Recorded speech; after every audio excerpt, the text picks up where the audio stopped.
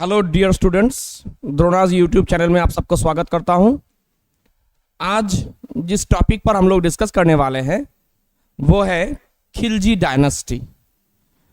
पिछले क्लास में हम लोगों ने स्लेव डायनेस्टी पर डिस्कशन किया था। आज का डिस्कशन खिलजी या खलजी डायनेस्टी के ऊपर। हम सभी ने देखा कि 1206 से 1290 तक स्लेव डायनेस्टी का शासन चला और 1290 में स्लेव डायनेस्टी के आखिरी शासक को हटा के जलालुद्दीन खिलजी ने खलजी डायनेस्टी का स्थापना किया और लगभग 30 साल खिलजी डायनेस्टी का राज चला। 1290 टू 1320 तक खिलजी डायनेस्टी का शासन चला। 1290 से 1320 तक खिलजी शासन चला, जिसमें हम लोगों ने बहुत सारे शासक के बारे में हम लोग देखेंगे खिलजी डायनेस्टी में। जैसे पहला जो शासक थे उनका नाम था जलालुद्दीन खिलजी। जलालुद्दीन खिलजी के बाद ये शासन का बागडोर जिसके ऊपर आया वो उसके नाम से हम सभी परिचित हैं, वो थे अलाउद्दीन खिलजी। अलाउद्दीन खिलजी के बारे में हम लोग थोड़ा सा डिटेल्स में पढ़ेंगे। अलाउद्दीन खिलजी के बाद एक कन्फ्यूजन की स्थिति बना, लेकिन वो कन्फ्यूजन की स्थिति को ख़त्म किया जिस व्यक्ति ने, उसका नाम था कुतुबुद्दीन मुबारक शाह। कुतुबुद्दीन मुबारक शाह के बाद इस डायनेस्टी का बागडोर जिसके हाथों में आया उनका नाम था नसीरुद्दीन खुसरो शाह। तो इन 4-5 शासक में थोड़ा सा डिटेल्स में हम लोग अलाउद्दीन खिलजी के बारे में पढ़ेंगे, जो सबसे इंपॉर्टेंट है, खिलजी डायनेस्टी के सबसे इंपॉर्टेंट शासक। अच्छा, इसके साथ एक और पॉइंट हम लोग जान लेते हैं कि हम लोगों को पता है दिल्ली डायनेस्टी में टोटल 5 डायनेस्टी ने राज किया। स्लेव,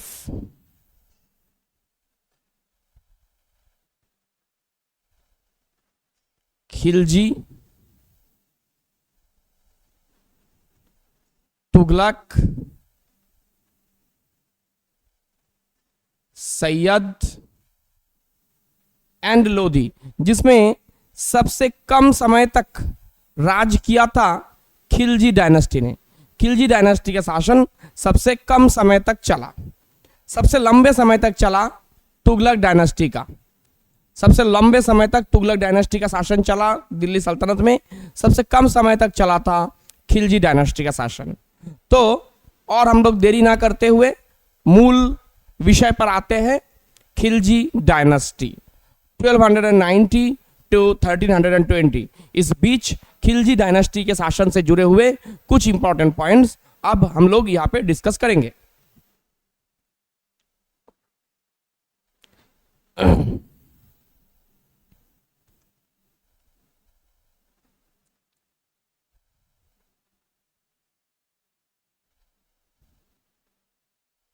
हम सभी को पता है कि ये जो डायनेस्टी, इस डायनेस्टी का स्थापना जिस व्यक्ति के द्वारा हुआ था वो थे जलालुद्दीन खिलजी। जब जलालुद्दीन खिलजी को ये शासन मिला, मतलब दिल्ली को राज करने के लिए मिला, तब वो एक बूढ़े हो चुके थे, मतलब उनकी उम्र हो चुका था। तो जो भी हो, लगभग 70 साल के उम्र में जलालुद्दीन खिलजी को यह सिंहासन मिलता है।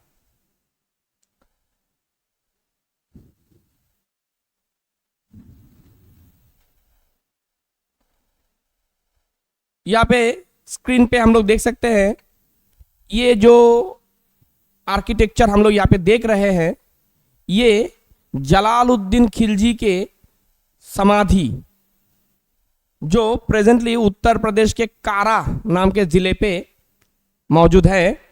हम लोग यहाँ पे देख सकते हैं एकदम जर्जर हो चुका है ये इमारत। तो ये था जलालुद्दीन खिलजी का समाधि।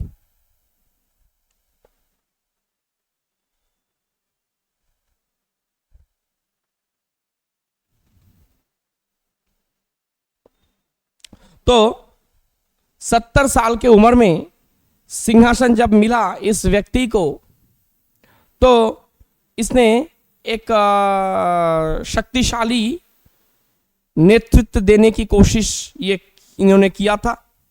इनके टाइम पे एक समस्या उत्तर पश्चिम बॉर्डर से भारत के ऊपर आ रहा था, जिसको हम लोग मंगोल्स के नाम से जानते हैं।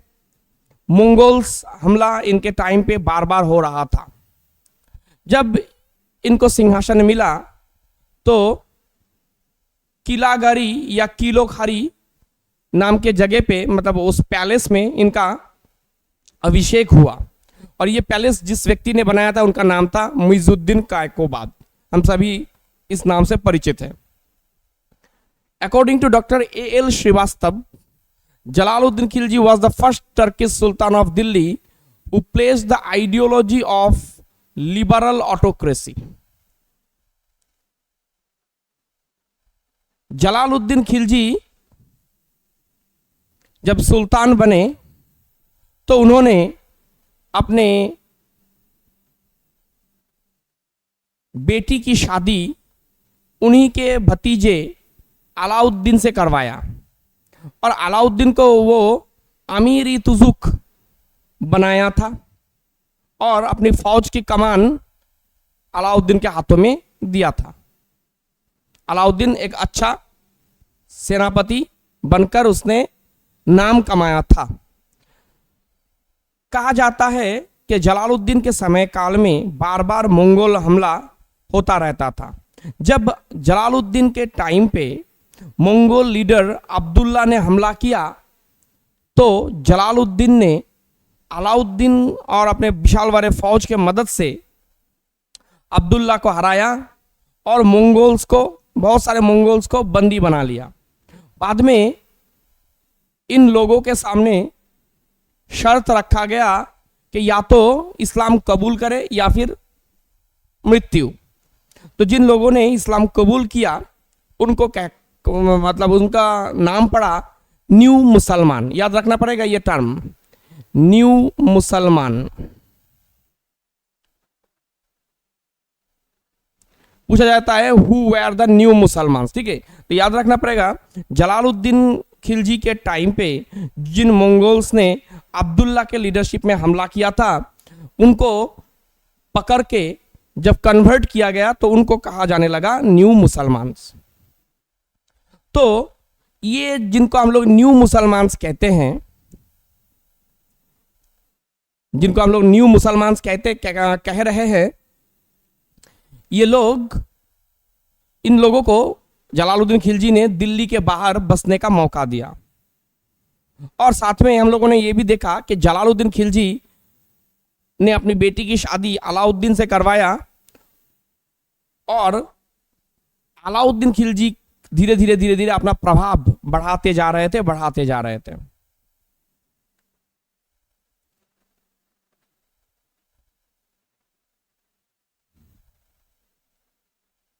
तो जो भी हो, 70 साल के उम्र में जलालुद्दीन खिलजी के द्वारा ये जो शासन शुरू हुआ वो ज़्यादा लंबा चला नहीं। सिर्फ 6 साल, महज 6 साल का शासन जलालुद्दीन का था। Alauddin Khilji was awarded the सूबेदारी ऑफ कारा एंड मानिकपुर। कारा और मानिकपुर नाम के इलाके के सूबेदारी जलालुद्दीन ने अलाउद्दीन खिलजी को दिया था, क्योंकि अलाउद्दीन खिलजी ने मालिक चज्जू की जो विद्रोह था उसको बाखूबी उसने सप्रेस किया था। तो जो भी हो, ऐसे करते करते अलाउद्दीन खिलजी ने अपनी इन्फ्लुएंस को उन्होंने बढ़ा लिया। अब समय आ गया कि अलाउद्दीन खिलजी ने सोचा कि क्यों ना ये शासन अब अपने हाथों में ले लिया जाए। तो इसीलिए अलाउद्दीन खिलजी ने अपने ससुर जलालुद्दीन को मारने के बारे में सोचा और बूढ़े सुल्तान जलालुद्दीन, जो उनके अंकल भी थे और ससुर भी बने बाद में, तो ससुर को उन्होंने मौत के घाट उतार दिया, मतलब मरवा दिया। अलाउद्दीन खिलजी ने जलालुद्दीन को मारकर ही सिंहासन पर उन्होंने कब्जा किया। याद रखना होगा कि सन 1294 में अलाउद्दीन खिलजी को जलालुद्दीन खिलजी ने देवगिरी में एक एक्सपीडिशन पे भेजा था और जलालुद्दीन के समय काल में ही अलाउद्दीन एक बार भिलसा यानी विदिशा में गया था और बाद में देवगिरी पे गया था। और ये जो दो एक्सपीडिशन जलालुद्दीन द्वारा अलाउद्दीन को सौंपा गया था, इस दो एक्सपीडिशन में सफलता जो अलाउद्दीन को मिला, उसी सफलता से उसने अपने प्रभाव को उसने बढ़ाया और मौका मिलते ही अपने ससुर जलालुद्दीन को उसने मार दिया और खुद सिंहासन पर बैठ गया।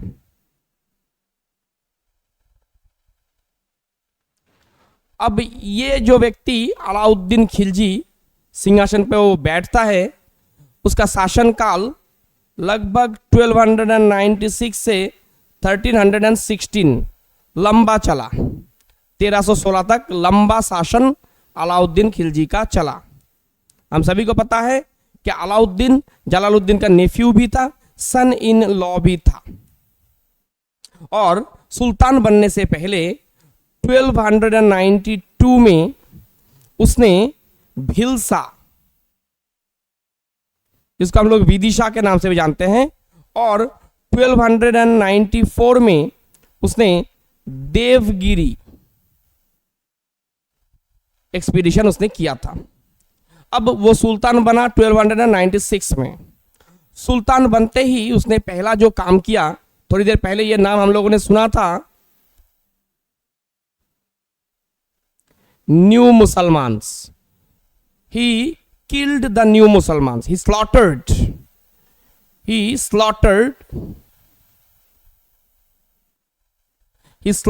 the new Muslims. एग्जाम में पूछा जाता है तो कि न्यू मुसलमानों को बसाया किसने? जलालुद्दीन खिलजी ने। न्यू मुसलमानों को मारा किसने? अलाउद्दीन खिलजी ने। तो ये पॉइंट याद रखना होगा, Alauddin Khilji slaughtered the new Musalmans. ये पॉइंट जरूर याद रखना पड़ेगा। सुल्तान बनने के बाद इस शख्स ने देखा कि किसी सुल्तान के खिलाफ विद्रोह जो होता है उसके पीछे मेनली 4 कारण होता है।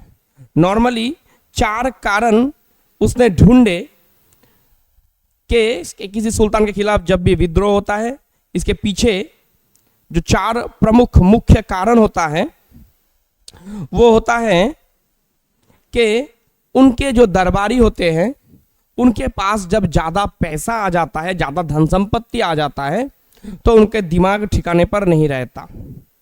दूसरा, ये जो दरबारी होते हैं ये जब आपस में रिश्ते में बंध जाते हैं तो इनमें एक बॉन्डिंग क्रिएट होता है और यही से कॉन्स्पिरेसी करने की जो नियत वो सामने आता है।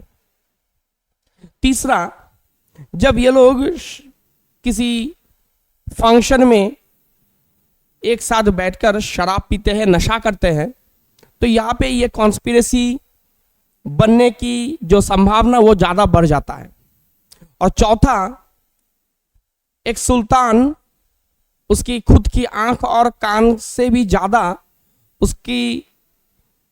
उसका भरोसा होना चाहिए उसके इंटेलिजेंस डिपार्टमेंट के ऊपर। एक सुल्तान की खुद की आंख कान से भी ज्यादा इंपॉर्टेंट है उसका इंटेलिजेंस सिस्टम। तो इसीलिए इंटेलिजेंस सिस्टम अगर कमजोर हो तो किसी सुल्तान के खिलाफ विद्रोह हो सकता है। तो ये हम लोगों को पता चला है तारीख-ई-फिरोज शाही नाम के बुक के राइटर जियाउद्दीन बरानी के लिखे हुए कुछ दस्तावेजों से। जियाउद्दीन बरौनी ने अपने किताब में अलाउद्दीन खिलजी के बारे में यह विस्तृत विवरण उन्होंने दिया है और उन्होंने ये भी कहा कि लगभग 1296 से 1316 इतने लंबे समय तक उन्होंने राज किया, लगभग 20 साल ये जो उन्होंने राज किया ये पॉसिबल हुआ क्योंकि उनके समय काल में कोई विद्रोह हुआ नहीं। वैसे उस समय सुल्तान के समय पे विद्रोह होना एक आम बात था, लेकिन ये हुआ नहीं। क्यों? क्योंकि उन्होंने 4 ऐसे ऑर्डिनेंस जारी किए थे, 4 ऐसे कानून उन्होंने जारी किए थे जिसके कारण उनके खिलाफ विद्रोह होना थोड़ा सा मुश्किल ही था। वो सचेत थे। क्या थे वो ऑर्डिनेंस? जो पहला ऑर्डिनेंस था, in the first ordinance gifts, pension, land received in donations etc was declared illegal and the government officials were ordered to collect more and more taxes from them. Second ordinance था, an intelligence department was set up by second ordinance. Second ordinance क्या था? Intelligence department को फिर से reshuffle करना या नए तरीके से उसको स्थापित करना। तीसरा ऑर्डिनेंस था इंटॉक्सिकेटिंग ड्रिंक जैसे अल्कोहल, कैनाबिस, सब कुछ, और गैम्बलिंग, ये सब बंद कर देना। और चौथा था ये जो उनके दरबारी होते थे उनमें वैवाहिक रिलेशन को उन्होंने बंद करवा दिया ताकि इनमें कोई बॉन्डिंग ही ना बन पाए। तो ऐसे उन्होंने 4 ऑर्डिनेंस पास किया और अपने शासन को उन्होंने लंबा किया। He was the first Sultan of Delhi who established control of the state on religion. इन्होंने एडमिनिस्ट्रेशन को रिलीजियन से भी अलग किया। He called himself यामिन उल खिलाफत नसीरी अमीर उल मुम्माइन। He was free from the influence of the Ulema class. उलेमा मतलब धर्मगुरु, मुस्लिम धर्मगुरु। ये जो मुस्लिम धर्मगुरु होते थे ये उस जमाने में शासन में बहुत ज्यादा हस्तक्षेप करते थे। इन्होंने उलेमाओं से शासन को मुक्त किया। बहुत ही एम्बिशियस रूलर थे और उन्होंने एक उपाधि भी लिया था सिकंदर सानी। उनके कॉइन में भी हम लोग ये देख सकते हैं सिकंदर सानी।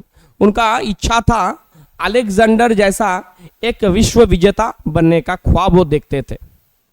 उनके बहुत प्रमुख एक कमांडर थे जफर खान, नाम हम सभी ने सुना होगा थोड़ा बहुत।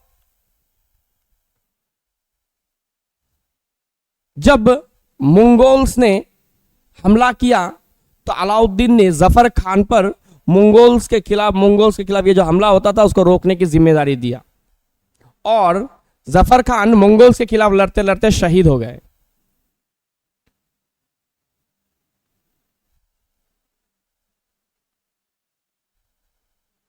जफर खान का असली नाम था मलिक यूसुफ हिजबारुद्दीन। अलाउद्दीन खिलजी के जीवन का एक इंपॉर्टेंट एपिसोड होता है पद्मिनी एपिसोड, हम सभी ने सुना है और एक मूवी भी कुछ साल पहले शायद आया था अलाउद्दीन खिलजी और पद्मावती के ऊपर। हम लोग उसी पद्मावत एपिसोड के बारे में बात कर रहे हैं। इस एपिसोड में मतलब इस कहानी में हम लोग जानेंगे कि कैसे अलाउद्दीन खिलजी ने पद्मावती के लिए चित्तौड़ पर हमला किया था। बहुत ही फेमस एक कहानी है। कहानी इसलिए बोलता हूं कि इसको लेकर थोड़ा सा डिबेट भी है। तो जो भी हो, ये पद्मिनी थी राणा रतन सिंह की बीवी, चित्तौड़ की रानी। राणा रतन सिंह और पद्मिनी की ये जो उपाख्यान है जिसमें अलाउद्दीन खिलजी ने राणा रतन सिंह को हटाकर पद्मिनी को पाने की कोशिश किया, लेकिन अंत में रानी पद्मिनी ने जौहर सेल्फ इमोलेशन, जौहर करके अब मौत को गले लगा लिया, क्योंकि तब तक रतन सिंह जा चुके थे, उनको हरा दिया था और मेवाड़ पर अलाउद्दीन खिलजी ने कब्जा कर लिया था। तो रानी पद्मिनी ने बाकी महिलाओं के साथ महल के अंदर ही जौहर कर लिया। तो ये जो कहानी था रानी पद्मावती को पाने के लिए अलाउद्दीन खिलजी की जो कोशिश, इसको पद्मावत नाम के बुक पे मालिक मोहम्मद जायसी नाम के एक राइटर ने लिखा था। लेकिन ये जो कहानी उन्होंने लिखा ये बहुत सालों बाद लिखा, लगभग 1540 में। 1540 मतलब मुगल पीरियड में, जब शेरशाह सूरी का दौर चल रहा था, मुगल्स कमजोर पड़ चुके थे। उस समय मालिक मोहम्मद जायसी ने बहुत पहले घट चुका ये कहानी का विवरण उन्होंने अपने बुक पद्मावत में दिया था।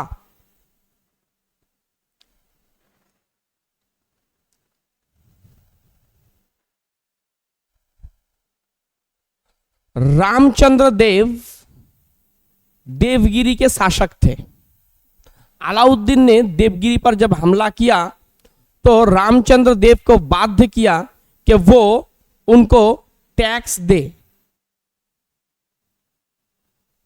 बीच में जब रामचंद्र देव ने टैक्स देना बंद कर दिया तो अलाउद्दीन ने अपने प्रमुख सेनापति मालिक कफूर पर देवगिरी पर हमला करने का दायित्व दिया, रेस्पॉन्सिबिलिटी दिया।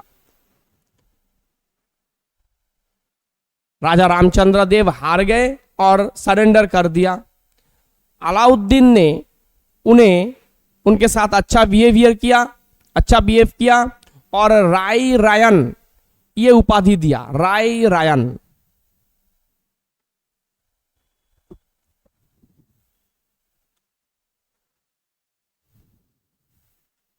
अलाउद्दीन और मालिक कफूर के बीच जो पहला मुलाकात हुआ था वो हुआ था जब अलाउद्दीन खिलजी ने गुजरात पर हमला किया था।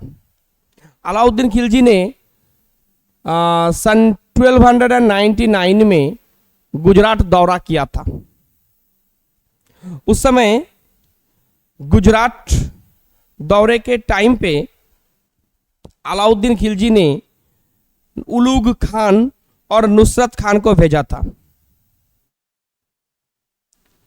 और इन दोनों ने गुजरात के रूलर रायकरण, वाघेला किंग रायकरण को हराकर गुजरात पर कब्जा किया। और इसी गुजरात एक्सपीडिशन में कहा जाता है मालिक कफूर अलाउद्दीन के फौज के खिलाफ लड़ा था, गुजरात की ओर से लड़ा था।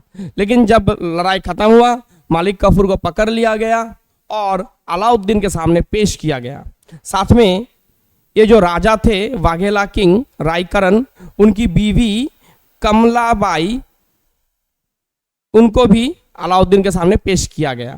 कहा जाता है अलाउद्दीन खिलजी ने कमलाबाई से जोर जबरदस्ती शादी कर लिया और गुजरात पर कब्जा किया और मलिक कफूर को भी अपने सेनापति के तौर पर रख लिया। अलाउद्दीन एस्टेब्लिश ए सेपरेट डिपार्टमेंट दीवाने मुस्तक राज। उन्होंने दीवाने मुस्तक राज उपाधि भी लिया था। अच्छा, एक बात बताना मैं भूल गया कि अलाउद्दीन खिलजी को ये जो गुजरात दौरे पर मालिक कफूर मिला 1299 में, उसी मालिक कफूर को एक और नाम से पूछा, मतलब जाना जाता है, हजार दिनारी कहा जाता है। हजार दिनारी कहा जाता है, हजार दिनार में ही मलिक कफूर को खरीदा गया था, इसीलिए उनका नाम था हजार दिनारी। अलाउद्दीन खिलजी वो पहले मुस्लिम रूलर थे जिन्होंने who had fixed the revenue on the real income of the land. Alauddin Khilji was the first Muslim ruler of India who had fixed the land revenue on the real income of the land. Alauddin Khilji एक बहुत विशाल और बड़े शक्तिशाली सेना या फौज गठन करना चाहते थे, बनाना चाहते थे। इसीलिए उस फौज की देखभाल करने के लिए और कम पैसों में फौज को पालने के लिए उन्होंने मार्केट को कंट्रोल करना चाहा, जिसे हम लोग मार्केट कंट्रोल पॉलिसी या प्राइस कंट्रोल पॉलिसी के नाम से जानते हैं। इसके अलावा एक और बात हम लोगों को जानना है कि अलाउद्दीन खिलजी ने पब्लिक डिस्ट्रीब्यूशन सिस्टम, जिसको हम लोग राशनिंग सिस्टम भी बोल सकते हैं, ये उन्होंने शुरू किया था।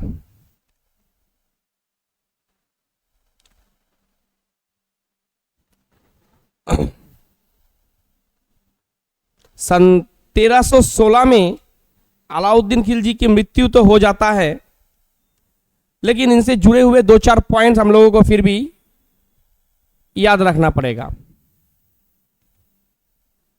और 2-3 पॉइंट हम लोग इसके साथ साथ जान लेते हैं। जैसे अलाउद्दीन खिलजी के टाइम पे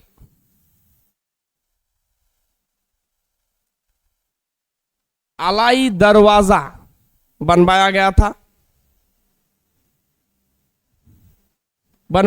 था हौज खास,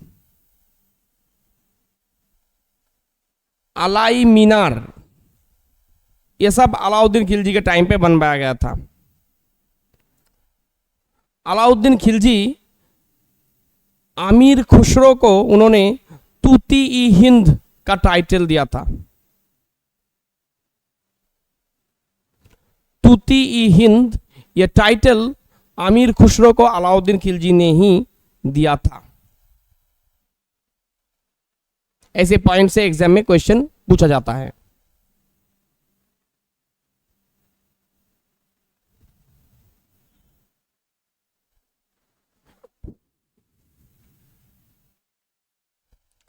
तो अलाउद्दीन खिलजी के 1316 में मृत्यु के बाद हम लोगों ने देखा एक कंफ्यूजन की स्थिति बनता है। मौका पाते ही मलिक कफूर सिंहासन पर बैठ जाते हैं। जब अलाउद्दीन खिलजी की मृत्यु होता है तो मौका पाते ही मलिक कफूर सिंहासन पर कब्जा कर लेते हैं, और सिंहासन की जो असली हकदार जो माना जा रहा था, जिसको उस मुबारक खिलजी या मुबारक शाह खिलजी को मलिक कफूर ने सलाखों के पीछे डाल दिया। फिर भी मलिक कफूर निश्चिंत नहीं था, तो कुछ लोगों को अपॉइंट किया मुबारक खिलजी को मारने के लिए। जब वो लोग, कहा जाता है, जब वो लोग मुबारक खिलजी को मारने जेल के तरफ जाते हैं, या जहां पे उनको बंदी बना के रखा गया था वहां पे जाते हैं, तो मुबारक खिलजी ने उनको अपने पूर्वजों का वास्ता दिया, कुछ कहा, और साथ में शायद कुछ सोने के नेकलेस या कुछ ऐसा कुछ प्रलोभन उनको दिखाया था, जिससे ये दोनों, मतलब जिन दोनों को भेजा गया था मुबारक खिलजी को मारने के लिए, उन दोनों को उसने मैनेज कर लिया, और उन्हीं दोनों के मदद से मलिक कफूर को ही मार दिया गया। मलिक कफूर को मरवा देते ही मुबारक खिलजी को मुक्ति, आज़ादी मिला, और वो बने अगले सुल्तान मुबारक खिलजी। 1316 में अलाउद्दीन की मृत्यु होता है, और 1316 में ही मुबारक खिलजी को सिंहासन मिल जाता है, और 1320 तक मुबारक खिलजी शासन करते हैं। लेकिन शासन में उनका उतना एफिशिएंसी था नहीं। हुआ यह था, मलिक कफूर को मारने के बाद मुबारक खिलजी ने शिहाबुद्दीन को सिंहासन पर बिठाया। एक माइनर शिहाबुद्दीन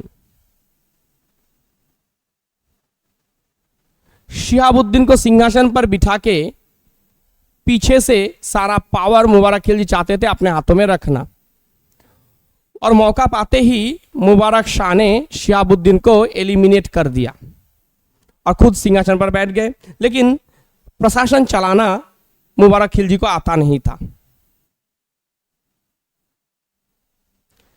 मुबारक खिलजी ने अपने आप को खलीफा यानी कैलिफ घोषित किया था, और एक टाइटल लिया था टाइटल था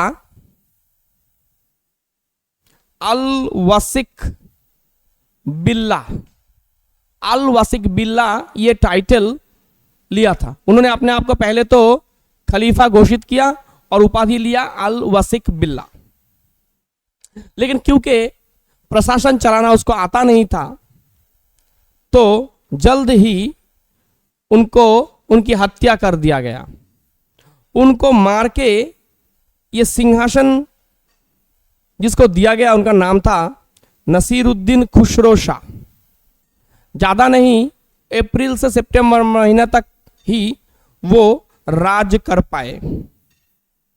दिल्ली का एकमात्र हिंदू कन्वर्ट था वो जो सिंहासन तक पहुंचे थे, दिल्ली के सिंहासन तक पहुंचे थे। पहले वो हिंदू थे, बाद में मुस्लिम बने।